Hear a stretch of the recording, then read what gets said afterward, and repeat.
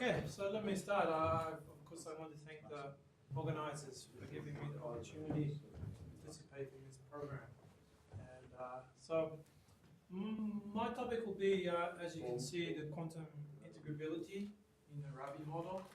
And it's a topic I've been working on probably for the past couple of years now, actually. So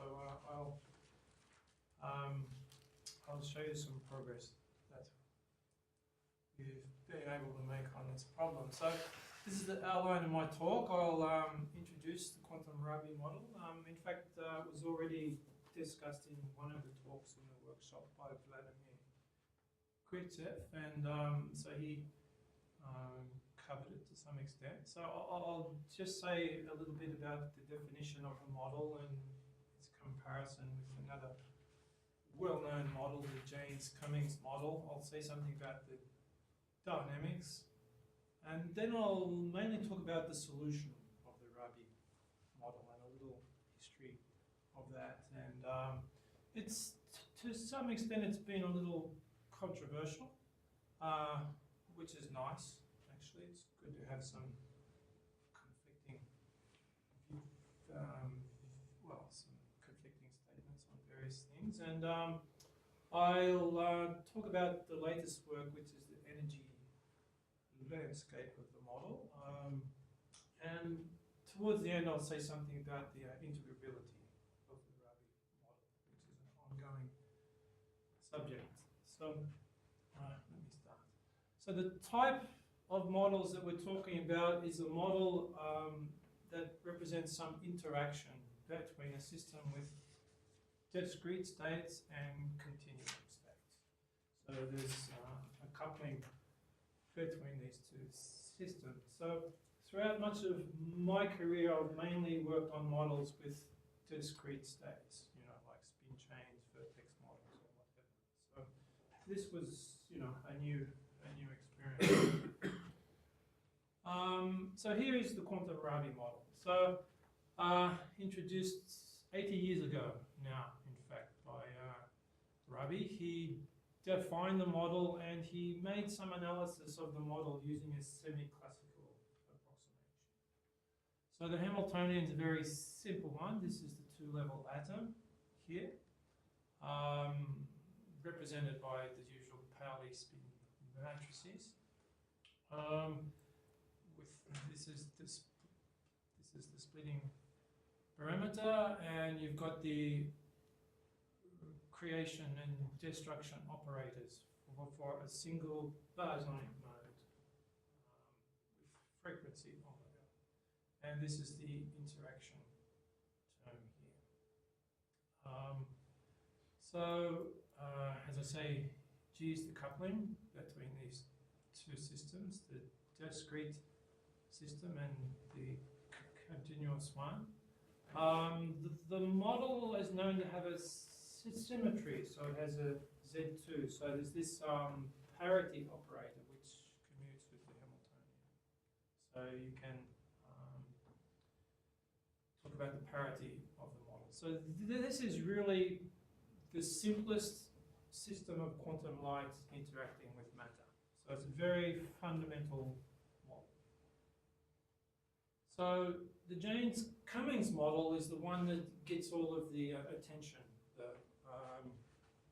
It's more, so it's, in a sense, so it was introduced and studied in 1963 and studied in the quantum sort of formulation of the model. But to treat it, you have to do what's called a rotating wave approximation.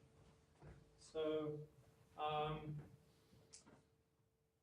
so now the Hamiltonian is of this form. If you expand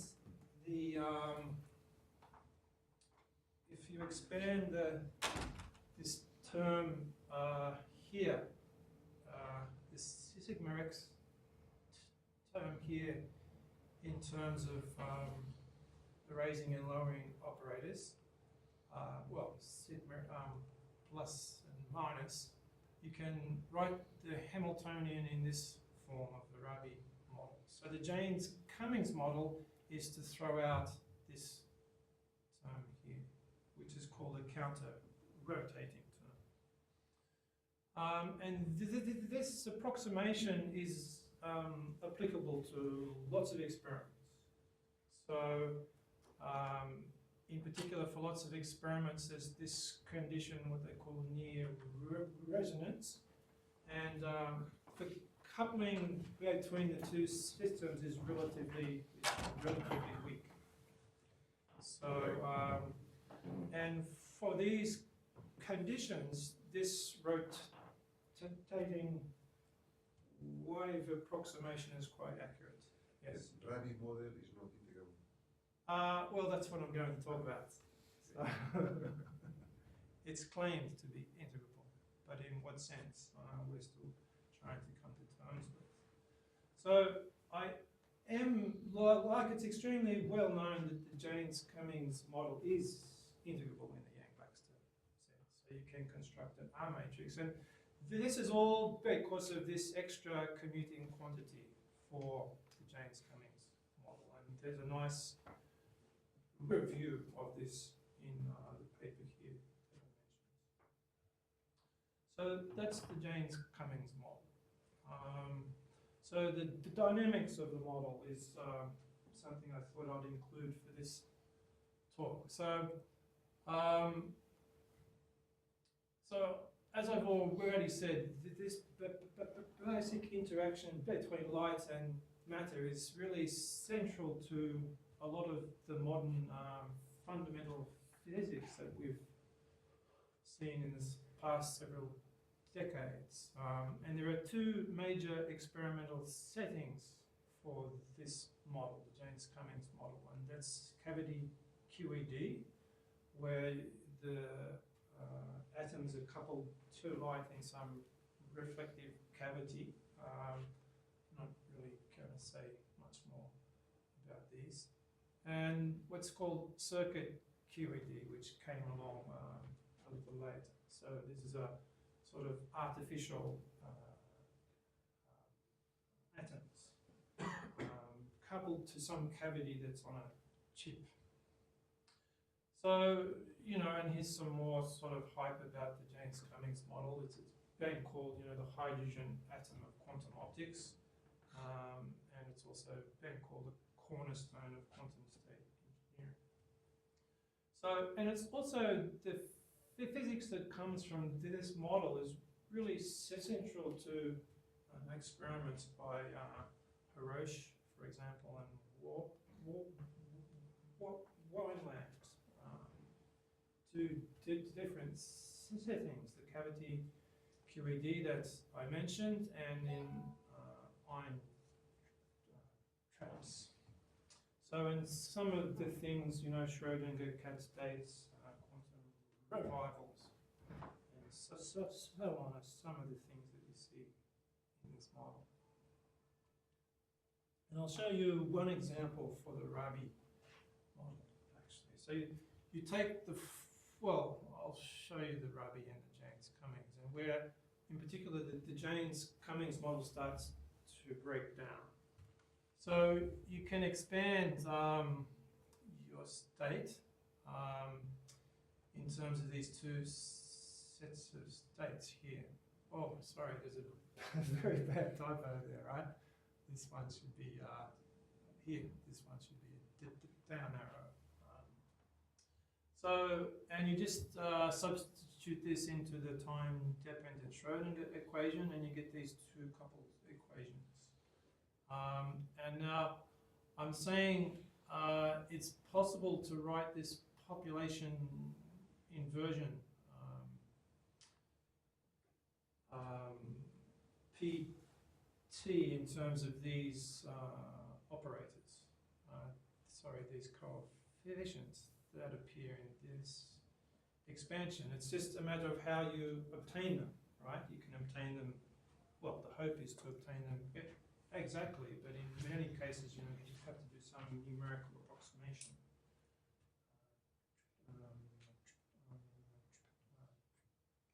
Truncation or whatever. So now, this, you can obtain these coefficients exactly under this rotating wave approximation, right? And particularly in this case of near resonance, you can write down an exact expression for this population inversion. This was done a long time ago. And you can compare it with experiments. But this is just some simulations here. So this is from a fairly recent paper, actually. So it's just this function as a function of time, and the green is with this rotating wave approximation. So this is the James-Cummings model, and this is the abbreviation here is a counter-rotating term, right? So for very small couplings, these are essentially the same. But as you increase the couplings, the correspondence between the two models breaks down. So there is, but you do see this revival behavior in the full Rabi model as well. Okay, and also you can derive an analytic expression for this function in the limit of strong coupling at this special point. Okay, so I just show this, it's sort of evidence for this breakdown of the James-Cummings model for strong coupling. So, there's been many experiments done. This is one using a circuit QED language. So we present direct evidence for the breakdown of the James-Cummings model once the couplings are strong. Then, there's various proposals of how to get into this strong coupling regime. This is one paper in the context of ion traps again, where they hope to maybe just sort of tweak the relations, the parameters in the James-Cummings model to help sort of increase the coupling parameter range. But the thing I wanted to show from that paper is this sort of the diagram of the different couplings, right? So this James-Cummings model here, I should have showed you how these are defined, but here, this weak coupling regime in the James-Cummings model are the outer regions here, and so they define what's called the ultra-strong coupling regime here, and then the deep strong coupling. So the aim is to really push the experiments into this deep strong coupling. And to do that, what I'm really saying is that you have to be able to treat the whole of the Rabi model. Yeah. Why deep strong is omega 0? It's to do with the normalization here. We can have a look. That's one thing I wanted to do, but it's just a sort of an inverse type thing. So here is the eigenspectrum of the Rabi model. So for the rest of the talk, I'll just concentrate on the Rabi model. So, these kinds of diagrams have been around for a long time. You can just obtain them by some truncation of the state space. Partial fractions is another way. But this is a plot obtained from the analytic solution of the Rabi model, which I'll show you. So you just choose the parameters. So this is the energy spectrum as a function of the coupling. So I'm saying here in this kind of parameter regime for weak coupling, if you look at the spectrum, this is for weak coupling. It's similar to the James-Cummings model, but completely breaks down for And you notice that there are these energy levels are sort of on curves. Can say more about that. And that there are crossings in the spectrum, and this is the crossings of the two different parity levels.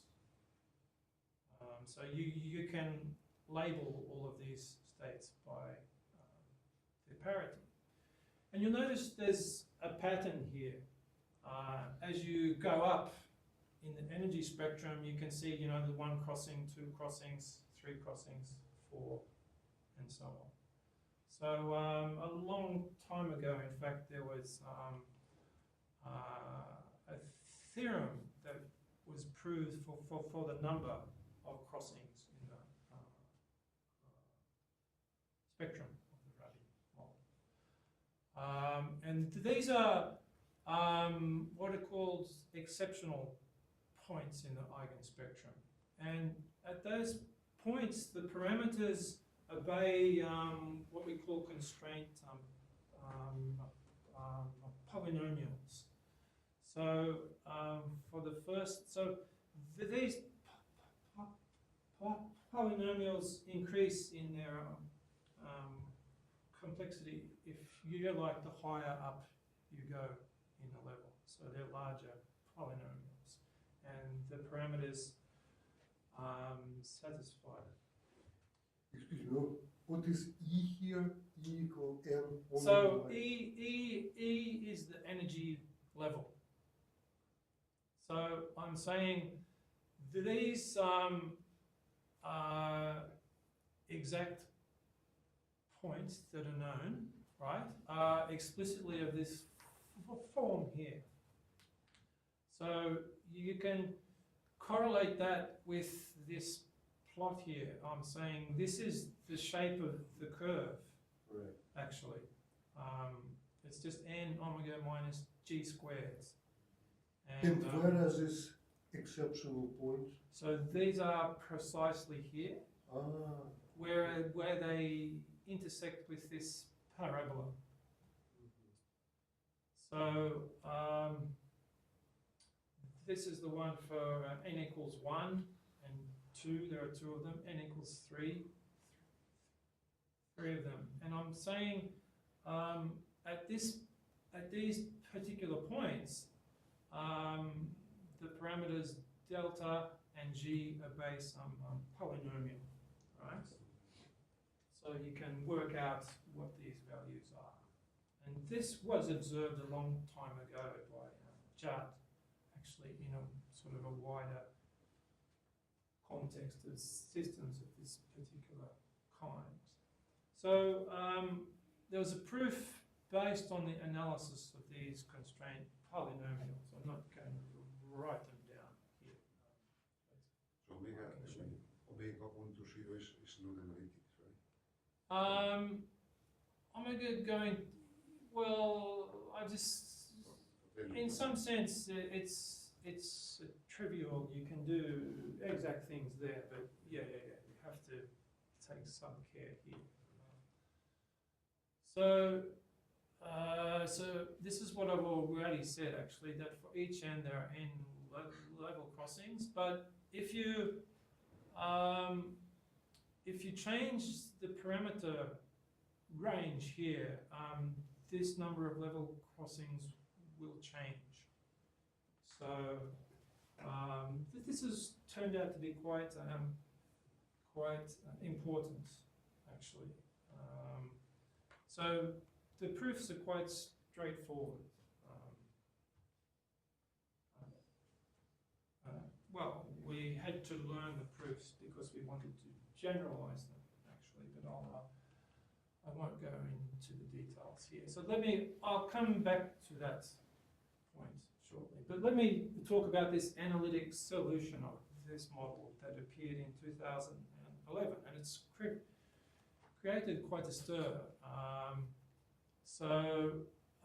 What you do is you map to what's called the Bargmann space of analytic functions. So there's this mapping for the creation operator and the destruction operator. So you map into the complex plane, if you like.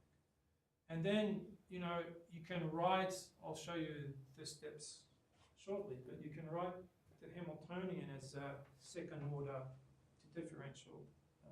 Well, it's actually two coupled first order equations, but then you can eliminate one of the variables, so it's a second order equation. But this solution given by Brach was in this particular form.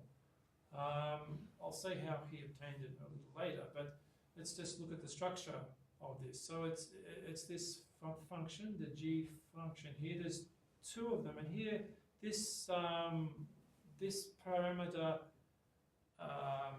the subscript here labels the parity, right? So the plus or the minus. So the coefficients here are defined in terms of a three-term recurrence relation, where the coefficients here are defined by this function. And then what you have to do is to find the zeros of this function, and then you can just substitute them in here. So this is the analytic solution of the Rabi model. Okay. And so the function g is obtained as a consistency condition for two different series expansions. It's where they have to meet, if you like. So that's how it was obtained. Excuse me, can I make just a Yep. question or maybe more a remark? You call this analytic solution, right? You have a problem which is basically 2 degree of freedom problem. Yep. For which Hamiltonian is a rather nice structure. So Yep. so basically the analytic solution is taking determinant of a secular equation for the Hamiltonian. But that's efficiently computable because it's almost a diagonal matrix. That's right. So you So can. it's not no more than just it's not really, I would not call it I would not call it more integrable than it's obvious. Yeah, so this is one of the talking points about, so, you know, it's really, you know, we can say more about this. So, yeah, I'm very keen to hear people's opinions on this model. Like, it really made me think, for example, you know, what is an exactly solved model? What is an integrable model? You know, should you call this an exact solution?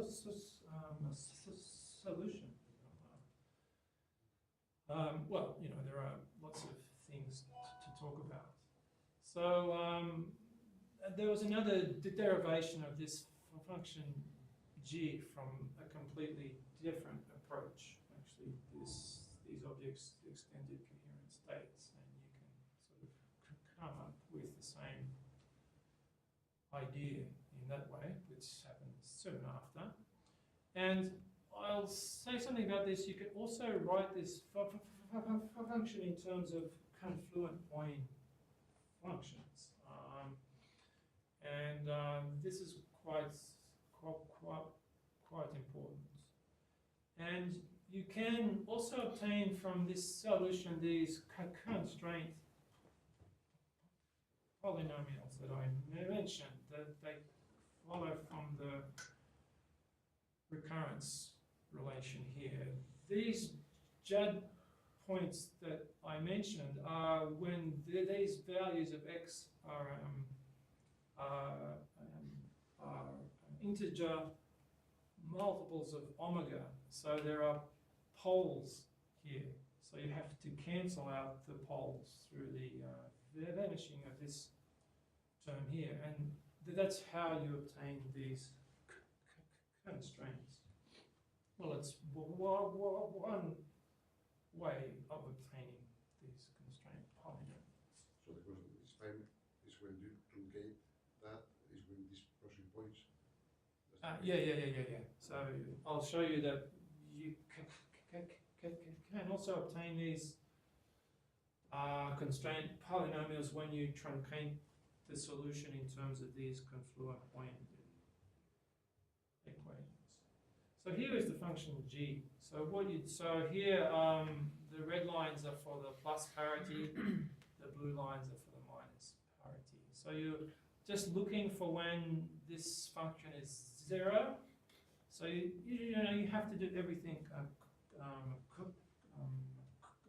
computationally but it's relatively easy to solve these. So you can construct, this eigenspectrum. And there are simple poles here that I mentioned corresponding to these Judd's values. So this type of sufficiency condition for determining the regular solution. So there's the exceptional part of the eigenspectrum, which is these Judd's points, but the rest of the spectrum has to follow from solving these equations. But there's another way. You can also construct a Wronskian for the solutions, and you look for where the Wronskian is equal to 0. And you can do this for different values of the parameter z, and of course you'll see that the Wronskian vanishes for each of the values of z. So you just have to read off from the Wronskian. So for this particular value of the couplings here at g equals 0.8, you calculate these, and then you've got the 4 points here in the spectrum, and so on. Go out to higher levels, and so on. But to do this, you have to know the wave function, right? And that's what we obtained in this paper here. So let me talk about that. Well, I'll just mention something else first, actually. So here is the paper. So it's called integrability of the Rabi model. So, and you can read the abstract from what I've said and completely understand it, just about the simplicity of the model, analytic solution, consider the question of integrability. And the other thing about this paper, apart from outlining the solution that I gave there, it introduces a concept of integrability. So it's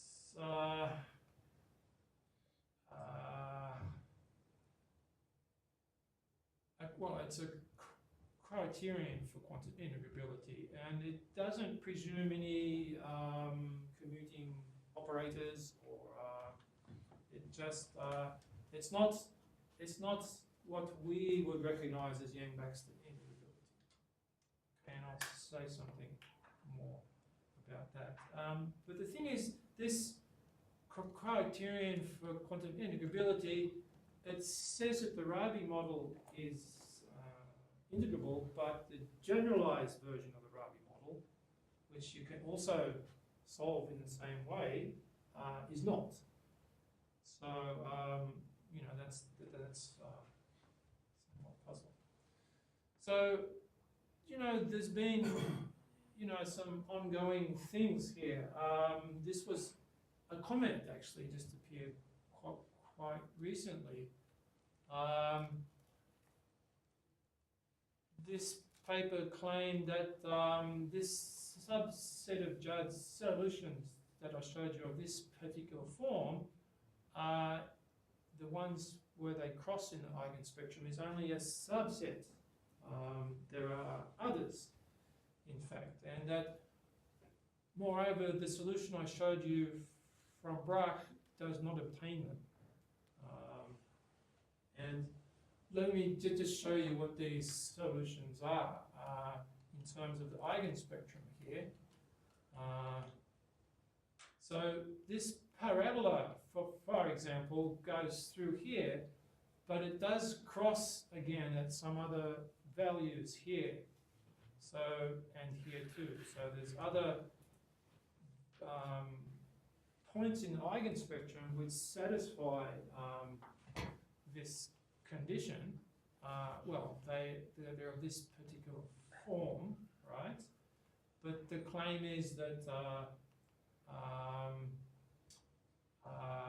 they're not in Brach's solution, and I'll show you the plots in a minute. But then we jumped on this straight away, actually, and we showed that you can indeed just obtain them from the solution. Just have to cancel out the poles, in fact, in there. And they're there. So this claim that the solution doesn't contain these extra points, it's just it's not correct. So here is the comment. So the points in the eigenspectrum where they cross, right, these known twofold degenerate Chad points are represented by the closed circles here. And you can think of it in terms of some polynomial constraints.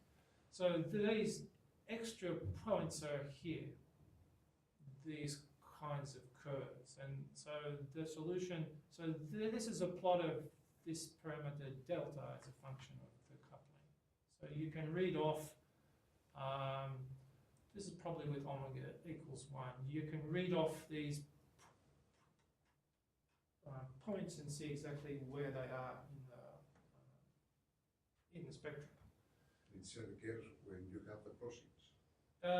These ones correspond to the crossings, yes. These closed circles. So this is the value of n. Well, as I said, you can just obtain, sorry about the resolution of this plot, but you can obtain the same curves directly from Braque's solution. So anyway, as a result, this comments are, well, so we just put a comment on a comment, but this will never be published. So I just mentioned that because, you know, there's still sort of ongoing things with the solution. So here are the eigenstates I mentioned. So you can just, in this Bargman space of analytic functions, this mapping, this Schrodinger equation becomes this, two coupled equations for the two components. So you just make this substitution, and you can write it as a second order differential equation where the polynomials p and q are of this particular form. And I'm saying it can be transformed to what's known as the confluent point equation, and I'll show you that on the next page. So you can construct solutions in terms of these confluent point functions, and the key point about them is that they involve a three-term recurrence relation, which we've already seen in the solution. Braque, and as I mentioned earlier, that the isolated exact solutions, these crossing points appear naturally just as a truncation. So you truncate this sum to just a finite number of terms.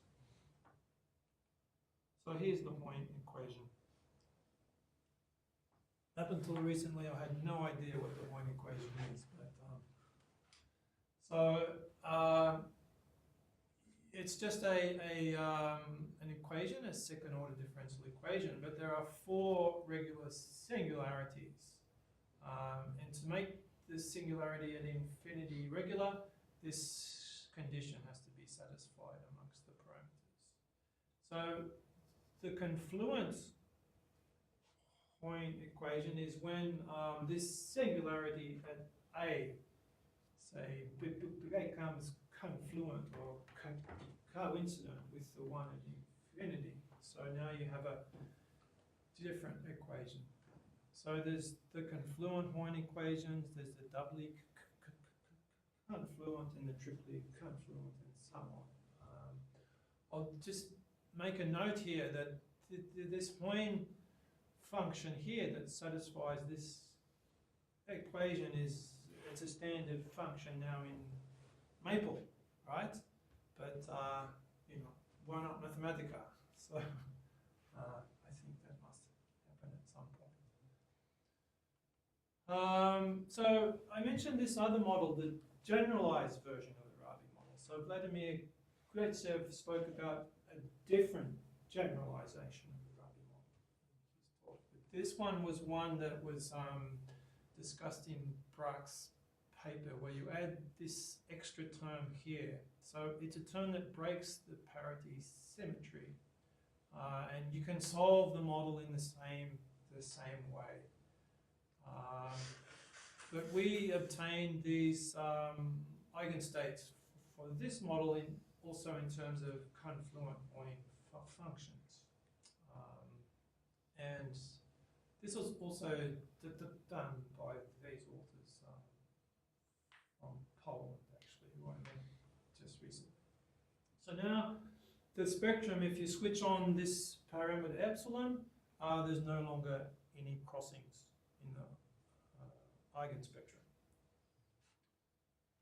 So, but there do exist these exceptional solutions in the eigenspectrum. And in particular, as you vary this parameter, epsilon, you can, so here's epsilon equals 0, right? You can sort of go up through these half values of omega where the levels will cross again. So I'm saying in this plot we had epsilon equals 0.2, right? And so they don't cross, but I'm saying if you go up to epsilon equals 0.5, they will cross again. And similarly here for epsilon equals 1, right? But you'll notice there are sort of less crossing points as you wind up, you know, the numbers, you know, sort of change a little bit, it gets sort of shifted up, and this will all change according to this parameter delta. So this is just one, well actually, so these plots are just obtained from the solution. So you can also derive some results for the number of crossings now, but where you introduce this parameter epsilon, right? So it's a half multiple of omega. So now this formula that was obtained can be generalized in this way, just using the same arguments and looking at the constraint polynomials, which just become a little more complicated. So here's an example, for example.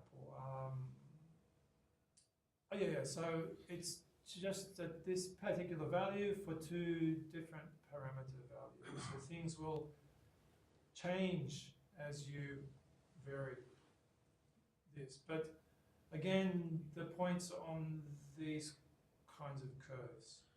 Yeah. So it's really, you know, a straightforward generalization of what was done.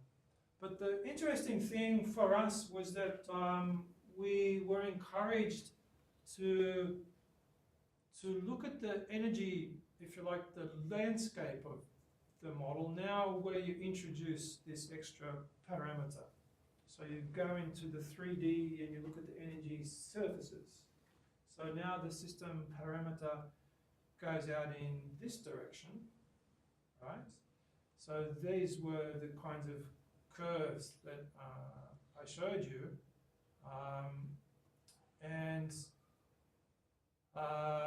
What you'll notice, and I'll show you some more plots, is that there are certain points in the spectrum where these curves will come and cross. So there are what are called conical intersection points. So here's a different viewpoints here. So this is for G smaller, epsilon. So there's a point here, for example, where you have these conical intersection points.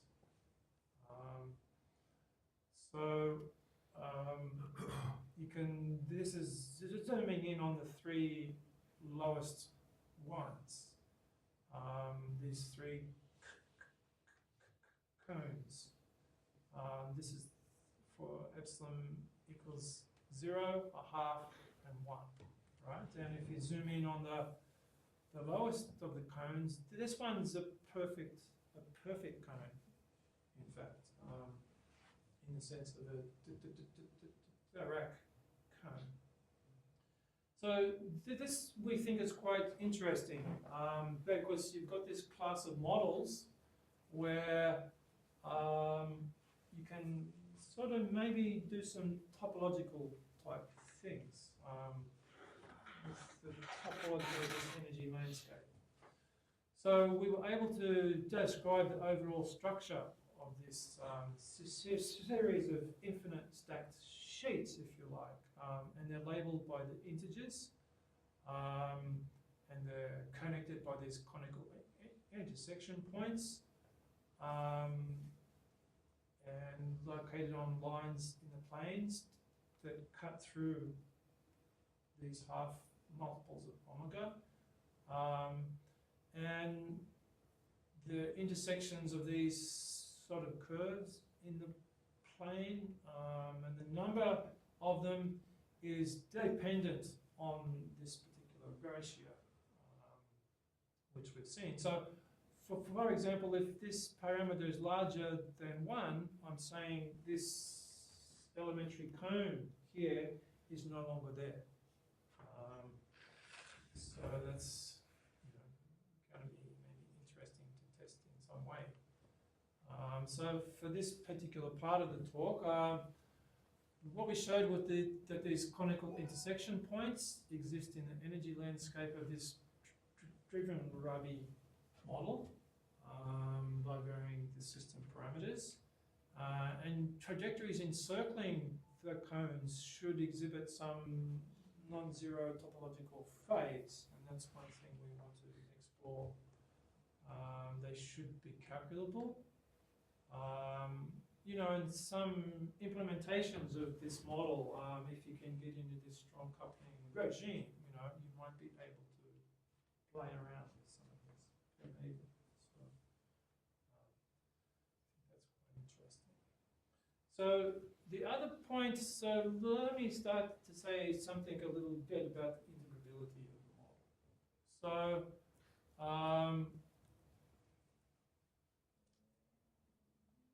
this is a paper Vladimir mentioned. He derived some similar type equations for these crossing points or choke points. So here, in the context of the Rabi model, you can show, this was an idea by Chongqing actually, that you can, because the space is truncated, it's kind of like a normal exactly solvable model. You can write the wave function as just a finite product in this finite solution space. So you can obtain the wave function in a simple product form, I'm saying. And the parameters in the expansion of the wave function have to obey a constraint here. And the parameters themselves obey these beta ansatz type equations of this particular form. So I'm saying you can solve these, you can't really solve them exactly, but you can solve them numerically, and you just essentially recover the constraints. So on. This is just another way of dealing with these particular points in the eigenspectrum. And for this reason, in fact, the model is sometimes called quasi-exactly solvers, because you can, for this sort of class of states in the eigenspectrum, you can sort of solve them in a normal way in some sense. So this can be generalized to this epsilon, to this generalized Rabi model. So here's the product form of the wave function and this set of algebraic equations just generalizes in the same way.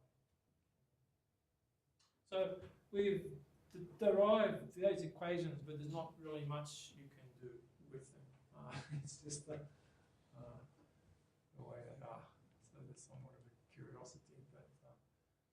So let me come back to the integrability, So, we've already mentioned it. So here's this phenomenological criterion for quantum integrability. So I just quote almost verbatim from the paper itself, right? So it's really inspired by the classical integrability of the hydrogen atom. And you need this notion of quantum numbers, and you need to be able to classify the eigenstates uniquely. So the argument goes that there are F1 discrete degrees of freedom and the F2 for the continuous, right? And you want to be able to label the space of the states in a unique way. So, if you can do this, then according to the criterion, the model is integrable. So, and the argument for the Rabi model is that there's one discrete states, one set of continuum states, and the global label, which is the parity, like is a two-dimensional thing. So the Rabi model, therefore, belongs to the class of integrable systems. So this is this phenomenological criterion for integrability introduced by Brack. As I said, it implies it for this generalized Rabi model, where there's no parity, there's no operator. This implies that that model is not integrable. Okay, but you can show that there are integrable points, in fact, in the eigenspectrum.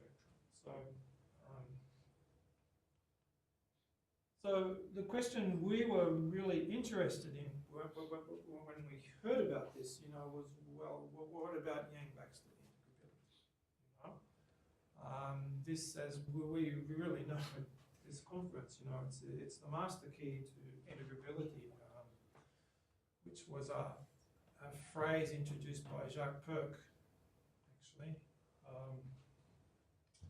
So we looked at that, actually, when we, saw that there was a solution for this model, analytic solution, exact solution, call it whatever you want.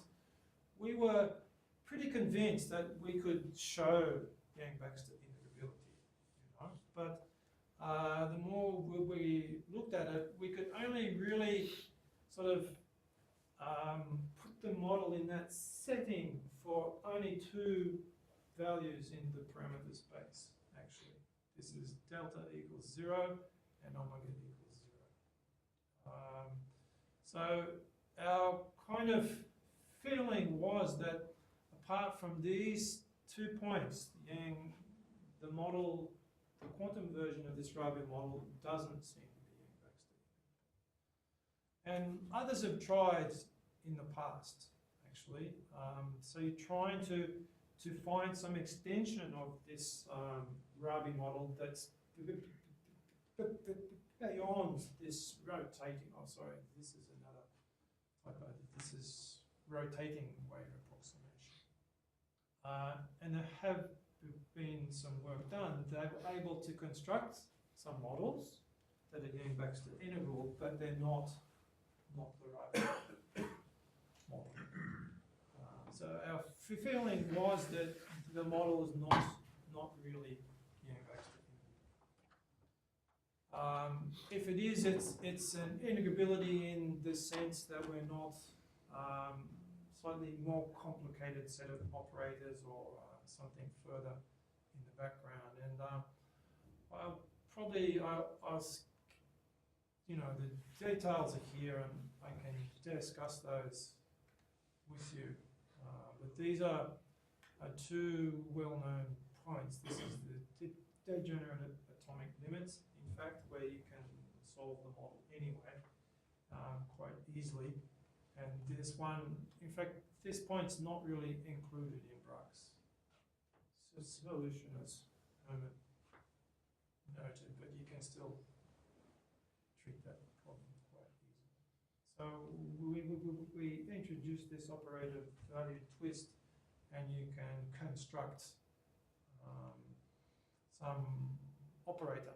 So you can put it into the Yang-Baxter machinery. Okay. But it's a very sort of low-level type of integrability. And the same thing here. You can construct, and you can do this for an arbitrary number of sort of atoms, not just one. So these are spin variables that represent the whole chain of atoms, if you like. So I just want to conclude, in fact... But only coupled to the same photon field. Yes, yes. Otherwise we get into another sort of class of models. So there was this very interesting paper. So I gave a talk on this in 2014, in fact, and there was a member of the audience there, Dick Quiros, and he went away. He told me, well, you know, there's a connection between the Hoyne equation and Pemberley 5, you know. So he went away, and a year after that, he and his colleagues came up with a very interesting paper, actually. So they make a connection with Pemberley 5, and they give an in-principle way of obtaining the eigenspectrum in terms of Pemberley 5 transcendence. So there was a lot of work done on these objects in the 1980s by Jimbo, McCoy, and so on. Meanwhile, so this is, I think, quite an exciting development. So it's not clear because it's not even clear, well, if the Yang-Baxter equation is really essential for this to work or not, actually.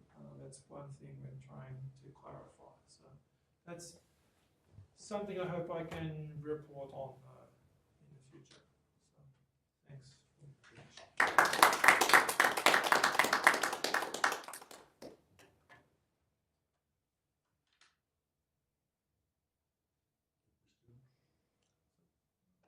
I'm not sure to understand the criteria of integrability of this criteria. So if you have a generic model, or integrable model, so I expect that I can classify the state in terms of the energy. Yes. So is it integrable in terms? Well, this is one thing that I really still, you know, scratch my head about. Actually, you know, what is, you know, do you have to have a sort of infinite number of conserved quantities, or what? And well, what really, you know, I'm not explicitly sort of answering your question, but in some sense I can't. You know, it's because that's the fascinating thing about this solution of this model. You know, it's a sort of a closed form solution, right? But you still have to go away and do some numerics. So anyway, that's something we can talk about later. Is there a formula for the eigenvalues, a kind of average behavior as you go up, and if there are fluctuations on that? There's been some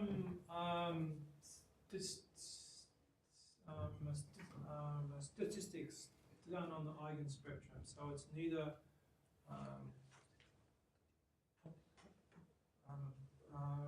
Poissonian or Wigner-Dyson. It's neither.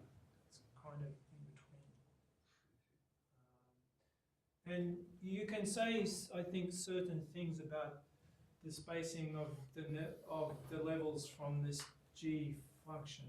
Actually, in some sense, the levels are constrained by the poles here. See, there's always, you can say certain things about the spacing of the spectrum for this kind of plot. But I think more work needs to be done. I was looking at the spacing of the eigenvalues was just done like 1985, and not much has been done since. The equation that for this occupy at the amplitudes up and down is a coupled system of equations, right? Sorry for the dynamics. Yes, the equation. Well, the other thing we'd like to do, of course, is to use the exact expression Yeah, for the I mean wave the function. differential equation. You got the differential equation Yeah. for the amplitudes, right? In the Bellman basis. Yes. That looks like a Dirac equation, right? Space Uh, order, they're coupled. I'm- It's not this, it's the other. I'm not. Similar, you get Similar, similar right? equations in graphene, for example. Yeah. That's it. And I think I didn't mention it, but in this plot, there's a proposal to realize the Dirac equation. In fact, this red line here in the plot is supposed to be the Dirac equation.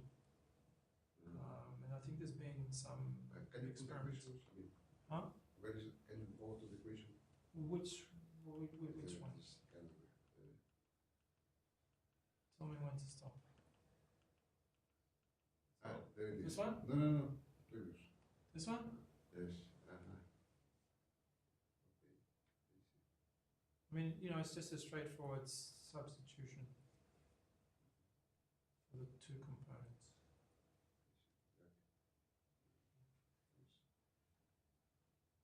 The verbal postings, no mistakes in the